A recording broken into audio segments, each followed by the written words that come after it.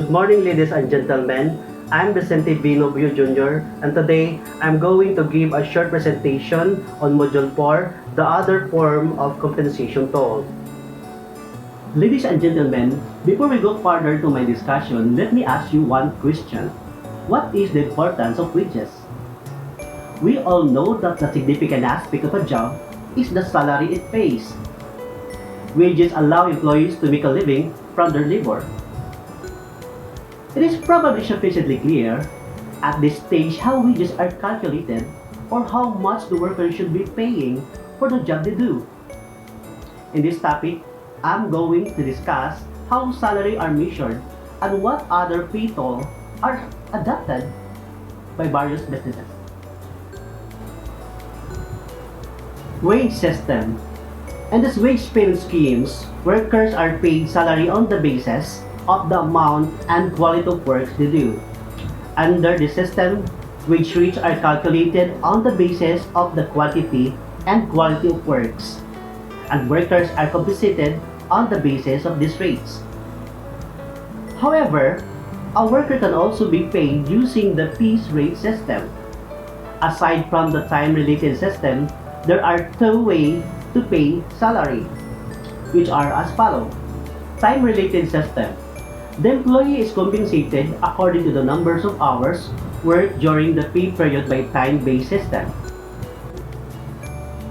So this time, I'm going to show you on the board a simple computation in getting the total amount of wages you earn in the short period of time. So as you can see, there are the formula, the H times R times W. The H is stand for the use of actual time you've been spending in the workplace, while the R is the rate per hour in peso, and the W stands for the total wages you earned in that day. So we're going to use the value of 8 for the H for the actual time spent in the workplace. Okay, so for the R, the rate in per peso is 40.625.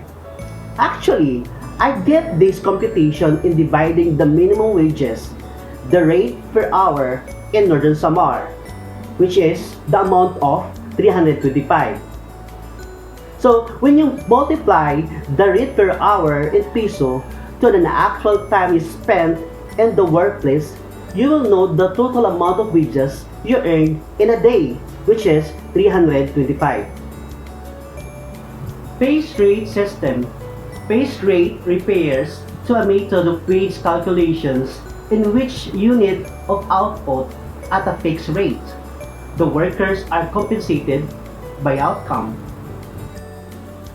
In getting the wages you earn per day from calculating the number of units that have been produced, you must know first the quantity of the item, because the wages you earn is based on the number of items or products that have been produced or harvested.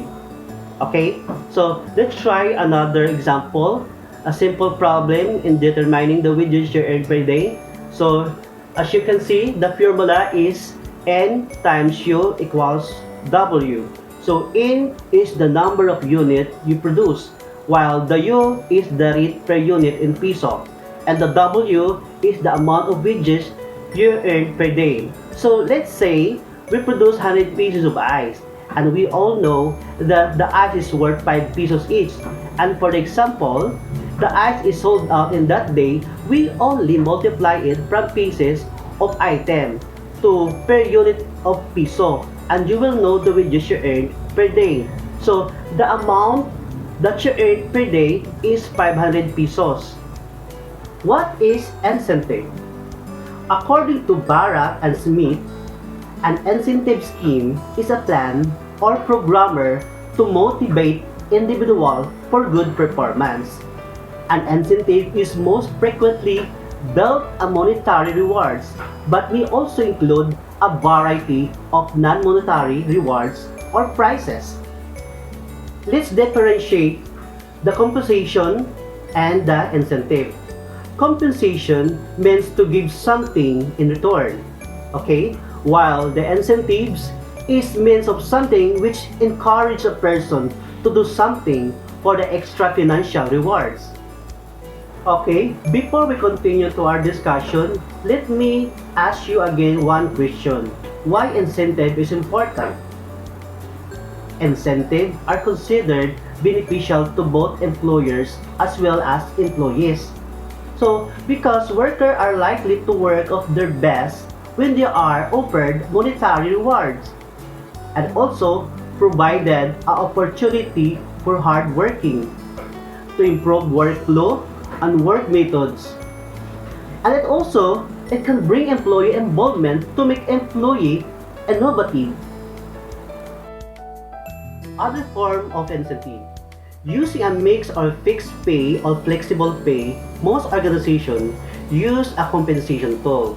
This not only gives worker a pleasure, but to motivate employees to perform hard. For some form of accomplishment in a certain industry, a number of cash and non-cash prizes are available. In the workplace, the following types of bonuses are usually used. So this time, I'm going to show to you the chart of incentive plans. Individual incentive. Individual incentive schemes are based on meeting work-related performance standards such as quality, productivity, customer satisfaction, safety, or attendance. This is the real-time basis for achieving a goal or exceeding the target rather than raising the basic salary of a person at the end of the year. In accordance with demonstrated excellent results, a person earns some degree of wages increase or financial incentive. This is used when efficiency, sales commission, or can be qualified in terms of number of production. As you can see in the chart, below to the individual incentive, there are two wages systems used for paying the salary. One is the time-based and the second is the output-based. Other incentive plans are merit pay plans. Merit pay is normally paid to workers on the basis that relative value of the contribution of the company. Employees with higher contribution earn higher wages than those with smaller contribution. Merit pay package is something that you deserve of being productive and you will be rewarded. Profit sharing is the incentive compensation scheme that awards employee a percentage of the profit of the company. The awarded amount is based on the earnings of the company over a set period of time, usually once a year. Stock ownership plans is a big stake in ownership of a company is gradually given to the employee based on seniority and result. Workers obtain a claim of ownership of some portion of stock owned by the corporation. Eventually, each person becomes an owner of the company. An employee stock ownership scheme is a sort of incentive plan that invests and distributes shares to the employees in company stocks. Executive compensation. Executive compensation, also referred to as executive pay, refers to compensation arrangements primarily intended for a company corporate executive, senior managers, and executive level staff. Benefits such as income, benefits, bonuses, insurance, etc. are included in executive compensation. Group incentive. This is done when individual performance is difficult to calculate or when collaboration is required to finish a job or a project.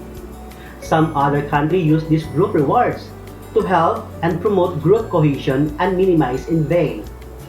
As you can see, below to the group incentive, there are single wages system used for paying the salary, and these are the time-based.